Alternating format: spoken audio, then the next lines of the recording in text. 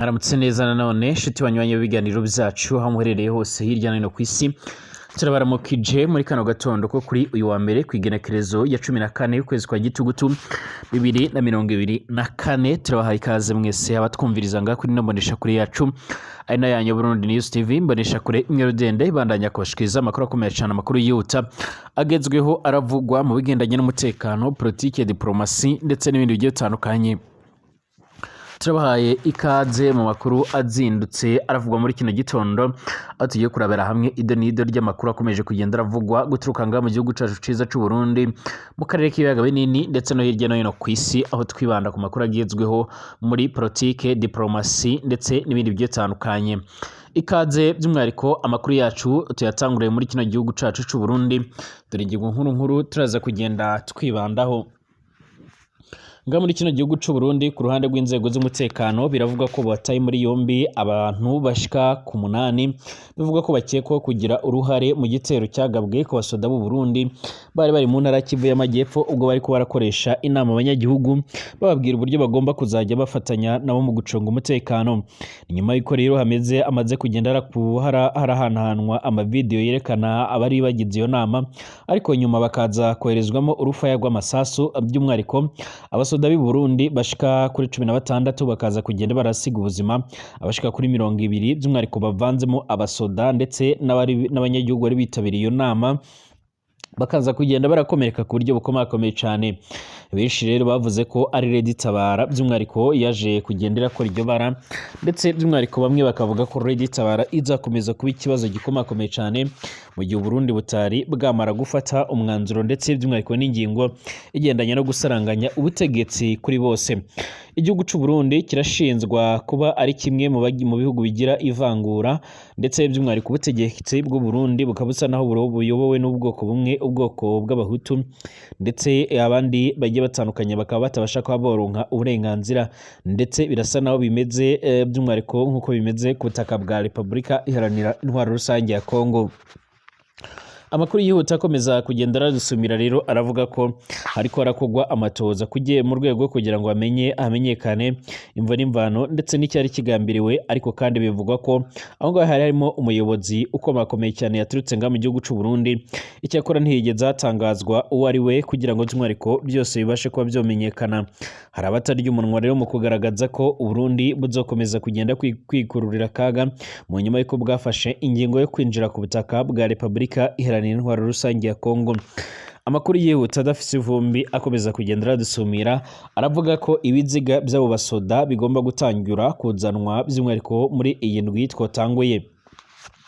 Nga mu gihugu c'u Burundi kandi harakomeza kugenda haravugwa abantu bariko baragenda baranyuruzwa by'umwihariko misi yose ariko kandi hari bamwe bakomeje kugenda baratera agahinda ndetse by'umwihariko bamaze n'igihe baranyurujwe nyamara by'umwihariko bakaba barabanje kugenda barafungirwa mu bice bigiye bitandukanye cane by'umwihariko mu gasho ka CNDD-FDD. Hari abatajya umunwa rero mu kagaragaza ndetse no kwerekana neza yuko by'umwihariko bakomeje kugenda barabangamirwa n'intwaro ya n'intwaro ya Evariste Ndayishimiye. Imyaka irashika kuri 3 irarumanye yose banyurujwe aho leta yigumiye by'umwihariko mu gacerere imiryango ikabiri mu gahinda ababikoze akaba ari ntakogwago.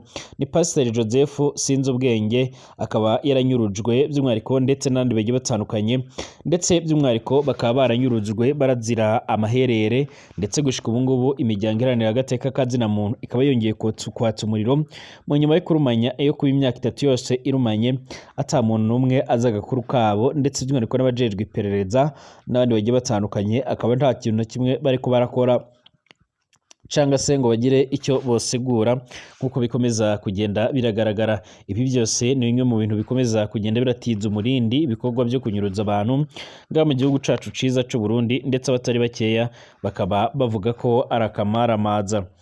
Tugaruke by'umwihariko ku yandi makuru akomeje kugenda aravugwa ngaho imbere mu gihugu cacu c'u Burundi nk'uko amakuru akomeza kugenda aradusumira.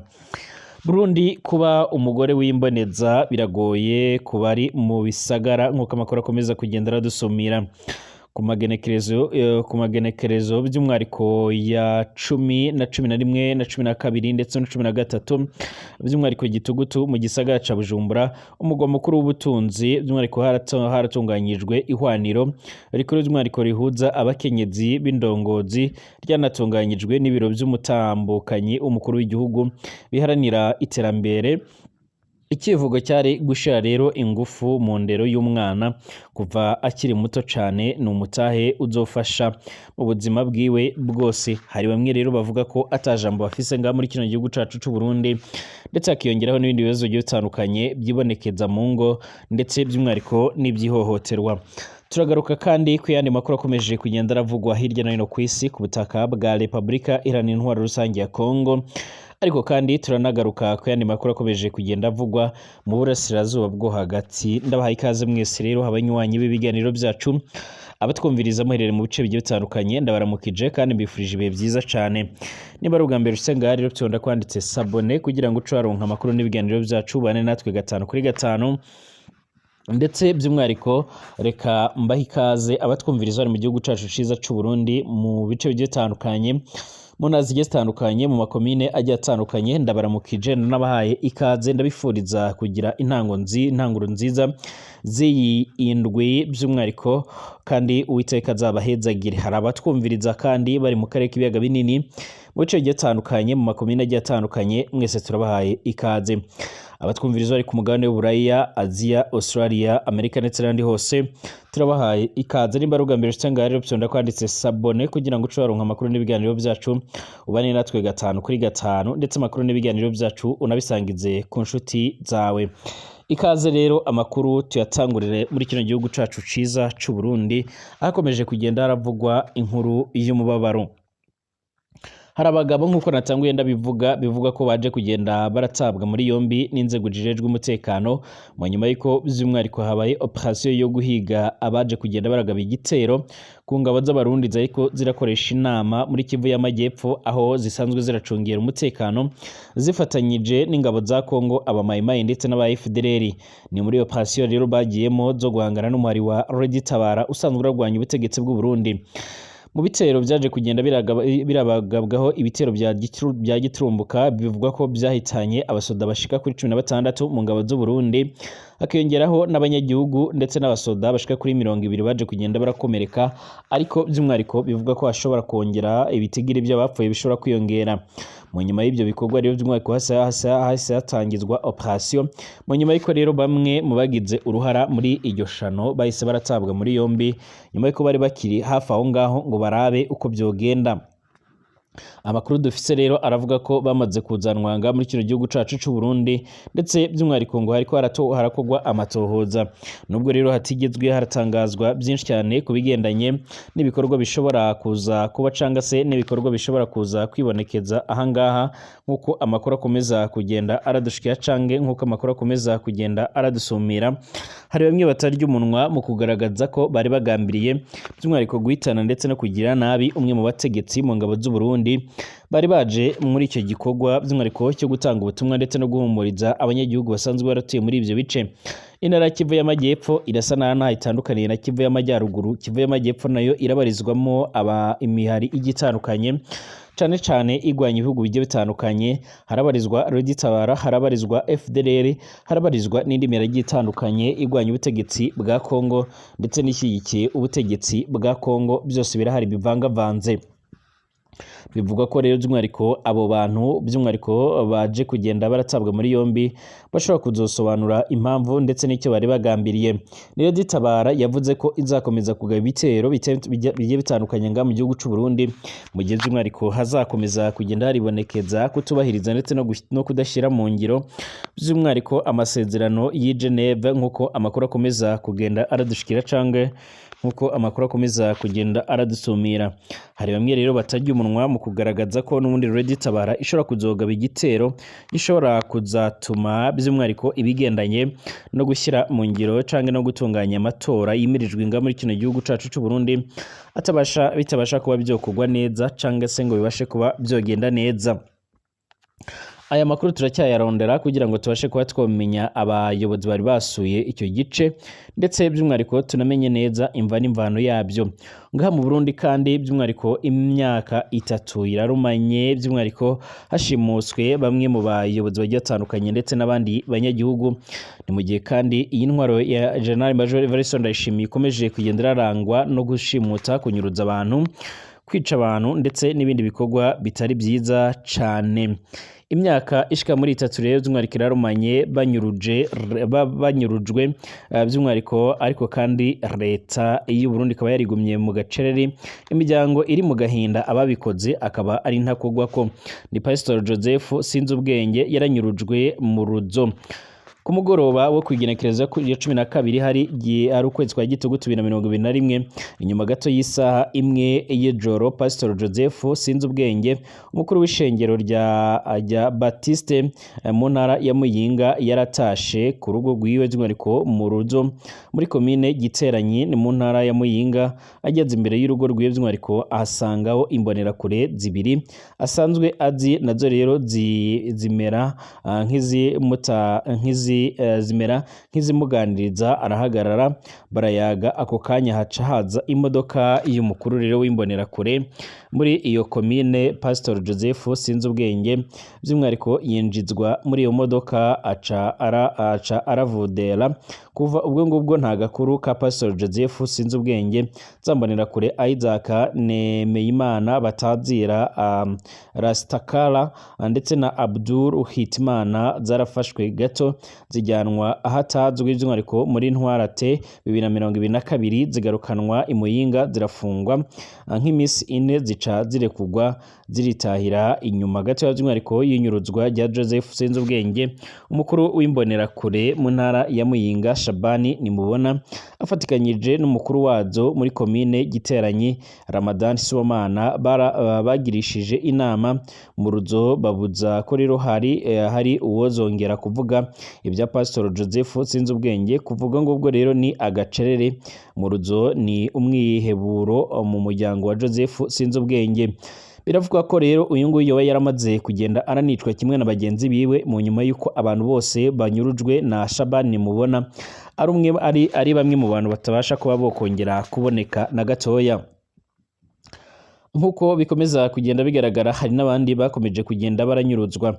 Uwo mugoroba nyine hafi isaha 3 z'ijoro, umukozi wa Diocese Katolika ya Muyinga Estache Miburo yaranyurujwe nawe by'umwihariko ku mugwa mukuru w'intara ya Muyinga. Uwo mugoroba Estache Miburo by'umwihariko yahamagawe n'icegera cy'umukuru wa CNDD-FDD mu ntara ya Muyinga Habyarimana, amusaba ko boja gusangira agacupa ku kirabo bita kwa Tatagara by'umwihariko aho i Muyinga. Barasangiye ikiyago kiraryoha hafi isaha 3 z'ijoro. Uyu Miburo arataha ageze hafi y'uruzitiro aho bita ku babikira. Uyu nguyu yaje guhura n'imbonerakure zibiri zizwi ku mazina ya Elias ndetse na Jamari, ziramuhagarika bararamukanya, ariko ako kanya haje imodoka ntoya voiture. Elias na Jamari basunikira by'umwihariko uyu Miburo muri ya modoka, nabo rero baca bayinjiramo. Kuvuga ngo ubwo atagakuru kuyu yanyurujwe by'umwihariko na Jamari na zambonerakure zisanzwe zigendanira by'umwihariko Habyarimana, zari zisanzwe zikorana na Shabani Nimubona mu mabi atari makeya cyane mu gipolisi c'Imuyinga ndetse no muri parikwete ya Muyinga. Ataco Shabani atakoze kugira ngo amatohoza ahagarare. Imyaka 3 iraheze abo bose banyurujwe nkuko biriko biragaragara. Hari n'inyuruzwa rya Jack Claude ni yo mukunzi ni mu Kirehe Rumonge.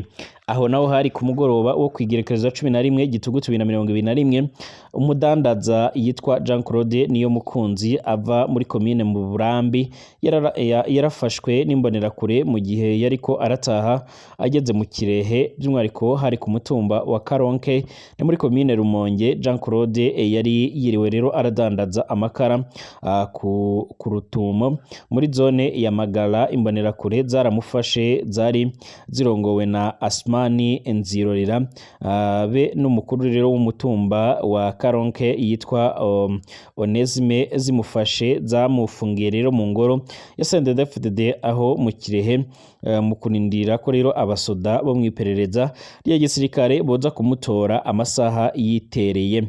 Jean Claude niyo murokozi rero by'umwihariko yaratwawe n'abasirikare bo mwiperereza rya gisirikare nyine hagati y'isaha 3 n'isaha 8 z'ijoro kubwo ngubwo ntarigera arasubira kuboneka nkuko rero bikomeza kugenda biraboneka abasoda bamutwaye bari bavuye kunyuruza abandi bane ahitwa mu Bidodo nkuko amakuru akomeza kugenda aradusumira.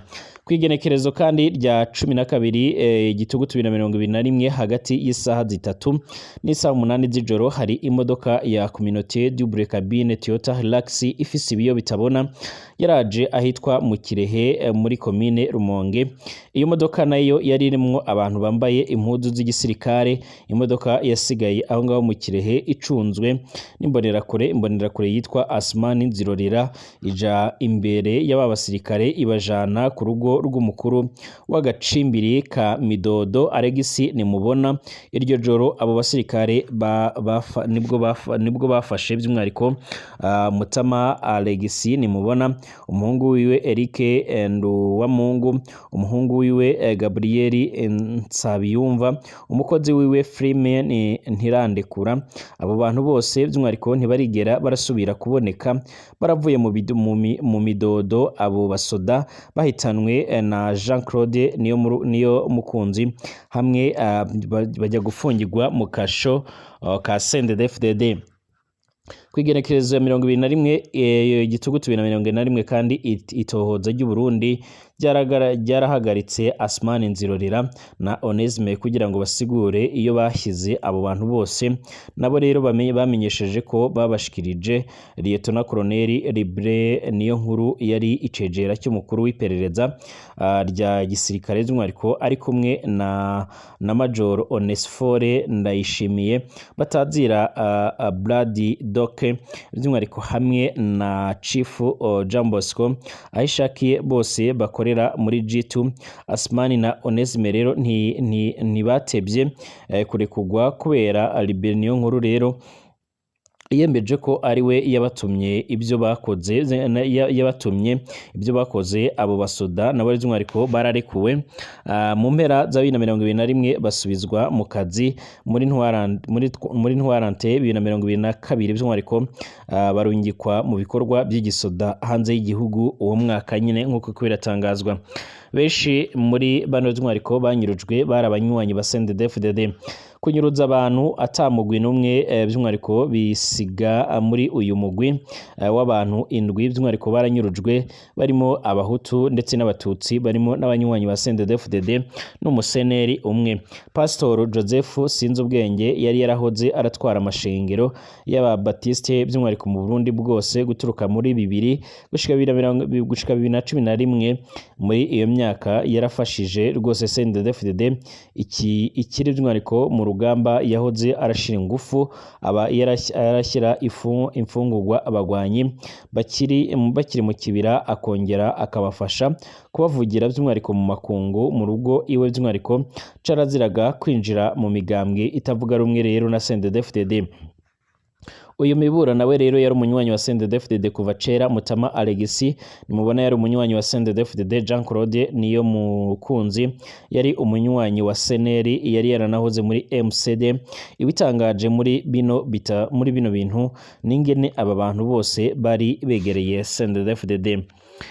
Nkuko amakuru akomeza kugenda aragaragara rero kuri uyu munsi w'ejo haheze twibuka imyaka ishika kuri 63 iheze umuganwa Rudoviko Rwagasore agandaguwe. By'umwihariko abantu barakwiye kongera kugaragaza ndetse no kwerekana neza yuko by'umwihariko ibiko birakogwa na CNDD-FDD arakamaramaza, ndetse bagakwiye kugenda baratanga ubutumwa bukomakomeye cyane kuri bose, ndetse bagakomeza no kugenda baratabariza abanyagihugu mu nyuma y'iko abanyagihugu bameje kugenda baranyuruzwa ku buryo bukomeye cyane. Uwitwa Shaban nimubona rero nimwe mu bantu basanzwe baranyuruza abantu, ariko uwo banyuruje ntasubire kuba yaboneka nkuko bikomeza kugenda biragaragara. nkuko rero bivugwa muri kino gihugu c'u Burundi by'umwariko kuba umugore w'imboneza biragoye kuba atari bakica cyane bari mu gisagara.